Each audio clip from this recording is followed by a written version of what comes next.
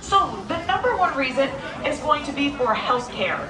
Has anybody been to the doctor or the dentist recently by a show of hands? Yeah. Awesome. Andrew. Awesome. Yes, every time we go to the doctor or the dentist, we're familiarizing ourselves with things that they might ask us to do, right?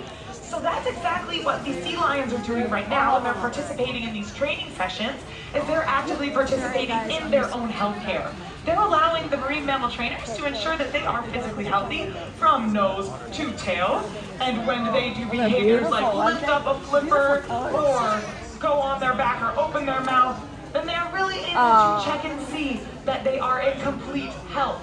And when we go to the doctor and the dentist, when we're actively visiting, we also become more comfortable with procedures that they might ask us to do, right?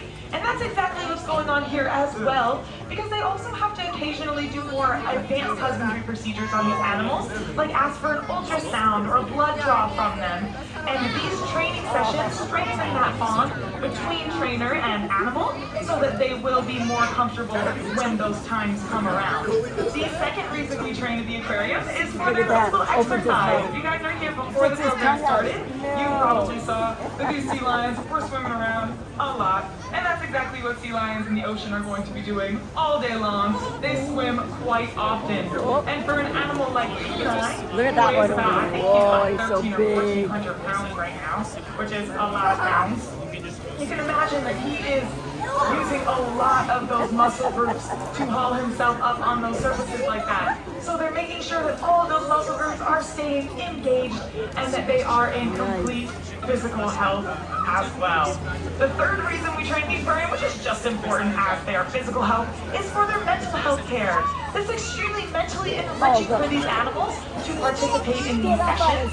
And if you guys go to school, or you like puzzles, or you play games, or anything like that, you guys are really familiar with what's going on, right? This is enriching for the sea lions. They get to engage in these natural behaviors that they would be using their brains for in the ocean, which are things like finding food, right? They have to be really smart to be able to find their food. They also have to be really smart to not become food to other animals and to navigate difficult weather situations. So we make sure that their brains stay completely active throughout the day so that they are utilizing those smarts, right?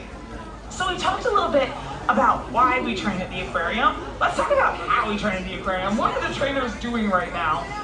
They are doing a training method that a lot of y'all are probably familiar with, and you might not even know it. If you're a parent, or a teacher, or a pet owner, or you have friends, or you hang out with people at all, you're pretty familiar with what's going on here. This is a training method that is called positive reinforcement training. There are 3 steps to positive reinforcement training that you'll see the trainers engage in. The first one is going to be the ask.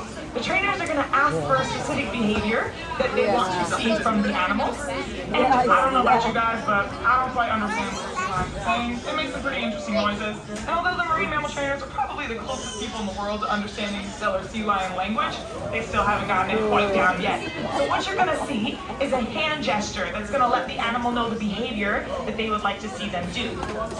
After the behavior is performed, you will then hear the second step of positive reinforcement training, which is the bridge. That's going to be a verbal confirmation that tells the sea lion, good job, you did what I asked. And that's exactly what you're going to hear them say, something like good, which is going to connect the first step, the ask, to the final step of positive reinforcement training, which is the reward, the best part. Go ahead and shout out at me. What do we think a good reward for a sea lion is? Fish. Y'all got it. They are very food motivated. that was nice. And for animals like Kenai here, we're eating up to 60 to 70 pounds of fish per day right now. It gives the trainers a lot of opportunities to interact with him in this way. Now, the sea lions are having a particularly lazy day and they're not really feeling like doing anything. That's totally fine, right? The trainers are just going to move on to a different behavior and try and keep that bond strong. However, if they say, nah, we're chilling today, we don't want to do anything at all, that's also totally okay because we all have those days. The sea lions are still going to receive their entire meal, whether or not they're participating in the training behaviors or not. So I talked a little bit about how training really benefits the animals who live here at the aquarium, but it also really benefits sea lions who live in the ocean too. because this lets us learn a lot about sea lions who are living in our oceans right now. And it's really important that we're learning a lot about sea lions because we've been seeing some pretty concerning things regarding sea lion populations in the oceans recently. Since the 1980s, we've seen an 80% decline of the Alaskan population of Steller sea lions, which is historically their largest population. And that's really, really concerning, right? 80% is a huge number. If 80% of people disappear, we'd all be freaking out, right? The 20% of us left, ooh, scary. And that's what scientists were thinking when they went to survey populations of Steller sea lions. They saw that so many of them were just gone. And they were wondering, what was causing this, right? Why are all these sea lions disappearing? So they did a little bit of research. The sea lions that live here at the aquarium are actually participants in a research program being conducted by the University of British Columbia. But they did some research on sea lions here and in the ocean to figure out what might be causing that big disappearance. And what one scientist had to do, unfortunate job, is to look through some sea lion scat. Does anybody know what scat is? Can you tell me what is scat? Poop. You got it. It's scat. It's poop. And so one scientist had to dig through some sea lion poop to figure out what they might be eating. You can learn a lot from an animal based on what they leave behind. Because the sea lions, you don't see them chewing, right? They're swallowing these fish completely whole. And when they swallow them, of course they digest all of those yummy bits like the meat and the skin and the fats of the animal.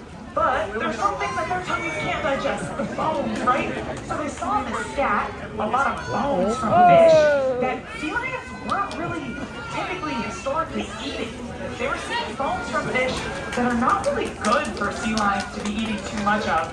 What sea lions usually eat are really fatty, calorie-dense, nutrient-dense fish like salmon and herring. But they were finding junk food fish inside the scat. They were finding things like walleye, pollock, and mackerel. These are fish that the sea lions could be eating all day long, completely fill their tummies up with, and still never have enough calorie, never have enough energy to do all of this active lifestyle things that sea lions need to do. And it's not because all the sea lions decided one day, let's all go on a fad diet, let's all eat these low-calorie, low-nutrient fish. No, it's because they're having a really hard time finding their traditional diets in the oceans. Those salmon and herring, they were disappearing too. And that's because there is another animal who is really, really good at fishing, by the way, who has accidentally taken way too many fish out of the ocean. What animal do we think is really good at fishing and really likes to eat salmon? Yeah, you guys got it. It is people. People love salmon. I do. But we've accidentally caused a little bit of an overfishing crisis because we've taken way too much of it out of the ocean and we haven't left enough for the animals who need it to eat, right? And there are a few things that we can all do because that's concerning. It's a human-caused issue. There's always a silver lining to knowing that something is human-caused, though, because that it can be human-solved, which is great. And there are 3 things that we can all do even today to help out sea lions that are living in the oceans right now. One of them is by making more sustainable seafood choices. If you see an ocean-wise symbol on seafood that you're about to purchase, it means it was fished sustainably, right? And all of the fish that we serve to the animals here at the aquarium, as well as in our cafe, is harvested sustainably from a local fisherman right off of our coast here in BC. However, food is really expensive right now, and sometimes those more sustainable options come with a higher price tag. And it's not always an option for everybody to choose those, right? So what we could do is we could also swap out some of those salmon dinners occasionally, or maybe a mackerel dinner, a pollock dinner, those fish that the animals in the ocean are eating right now, because we know that we can get our calories and our nutrients from other sources, whereas the sea lions, they just got what they got in the oceans, right? So we can opt to switch some of those salmon dinners for some other types of fish, other types of protein, whatever you're feeling that night.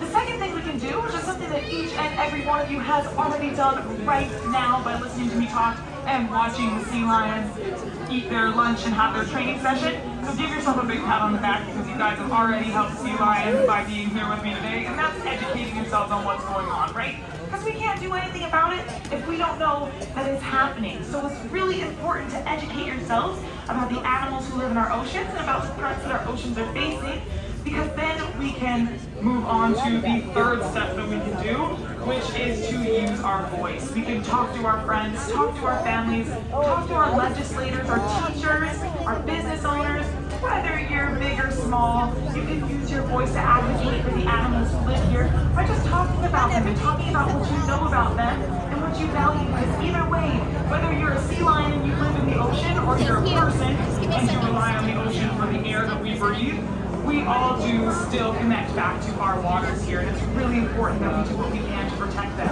But you guys coming out and showing the aquarium your support keeps our trainers' buckets full of fish, keeps me employed to come and talk to you guys about animals all day, and it lets our wonderful staff of marine mammal trainers keep this amazing relationship that they have with these animals intact. So let's give these marine mammal trainers one more good round of applause. Thank them so much for all of the excellent work that they do here.